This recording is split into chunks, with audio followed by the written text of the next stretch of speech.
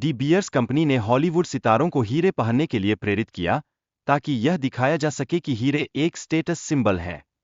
हालांकि, हीरे का वास्तविक मूल्य केवल सामाजिक मान्यता पर निर्भर करता है, जबकि यह प्रेम और स्थिरता के प्रतीक के रूप में प्रस्तुत किया जाता है।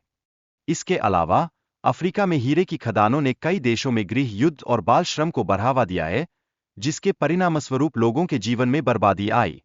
सिसिल रोड्स ने 1888 में डी बियर्स कंपनी की स्थापना की, जिसने वैश्विक हीरे के उत्पादन का 90% नियंत्रित किया। डी बियर्स ने जानबूझकर हीरे की बिक्री को सीमित करके बाजार में कृत्रिम कमी बनाई, जिससे उनकी आपूर्ति पर नियंत्रण बना रहा। 1938 में डी बियर्स ने एक विज्ञापन अभियान की शुरुआत की, जिसमें हीरे को प्यार और स्थायी रिश्तों का प्रतीक बताया गया। 1940 में केवल 10% अमेरिकी दुल्हनों ने सगाई के लिए डायमंड रिंग प्राप्त की, जबकि 1990 में यह संख्या 90% तक पहुंच गई। वहीं जापान में 1960 के दशक में डायमंड रिंग को पश्चिमी संस्कृति और समृद्धि का प्रतीक बनाकर इसकी मांग को बढ़ावा दिया गया। डायमंड की आपूर्ति पर नियंत्रण बनाए रखने के लिए डी बियर्स ने रूस और ऑस्ट्रेलिया में नए खानों को खरीदा। इसके अतिरिक्त अफ्रीका में डायमंड्स ने नागरिक युद्धों को बढ़ावा दिया, जिससे हजारों लोगों की जानें गईं और मानवाधिकारों का उल्लंघन हुआ।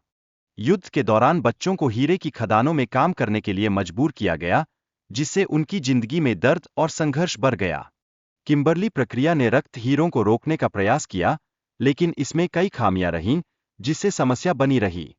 जिम्बाब्वे में मानवाधिकारों का उल्लंघन हुआ, जहां सरकार ने निर्दोष श्रमिकों की हत्या की और इस पर कोई कार्रवाई नहीं की।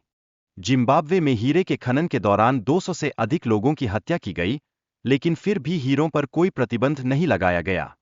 हीरे और सोने के बीच मूल्य का अंतर है, जहां सोने की कीमत समय के साथ बढ़ती है, जबकि हीरों की बिक्री में एकीकृत बाजार की कमी है।